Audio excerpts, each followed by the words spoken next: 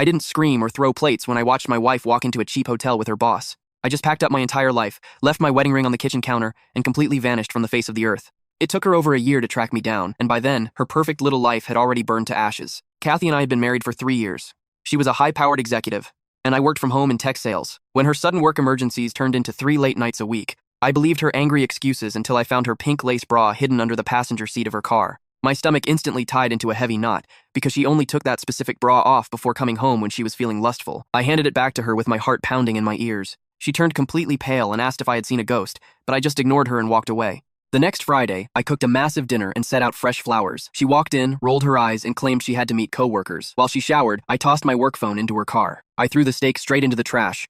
She came out looking stunning, gave me a sarcastic smile, and left. 20 minutes later, I tracked my phone to a downtown bar I parked across the street. An hour passed. She walked out clinging to an older executive. He pulled her close and kissed her deeply. I followed his car straight to a motel 10 minutes away. I watched them walk into the lobby holding hands. Something inside me completely shut off. I didn't want a screaming match. I drove 30 miles to a random dive bar.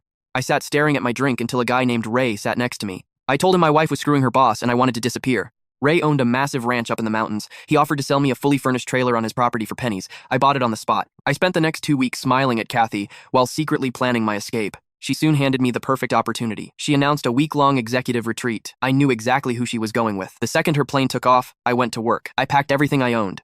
I just erased myself from the apartment. I grabbed a pen and a piece of paper. I wrote one short sentence. I hope it was worth it. I placed the note dead center on the kitchen island. I took off my gold wedding ring. I set it right on top of the paper. I locked the door and drove up into the mountains. My phone exploded. By day 3, she realized I wasn't coming back. Her texts shifted from angry demands to desperate apologies. She finally admitted to the affair, begging me to come home.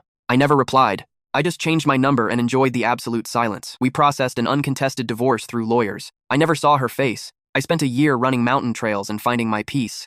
A year later, I walked out of a local coffee shop. Someone screamed my name. I turned around. Kathy was sprinting across the street. She looked absolutely frantic. She ran toward me with her arms wide open. I stood completely still. I raised my hands. I pushed my palms flat against her chest to stop her. She stumbled back. She burst into ugly tears right there on the sidewalk. She told me karma had destroyed her. Her boss's fiancé found out and blew up his life. He blamed Kathy, and she was forced to resign.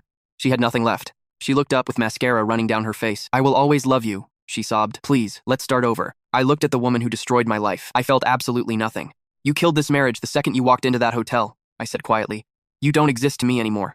I turned around and walked to my truck. A week later, she sent one last angry email. She admitted she only tracked me down because she got a job out of state and wanted to manipulate me into moving with her. I laughed, blocked her, and went for a hike.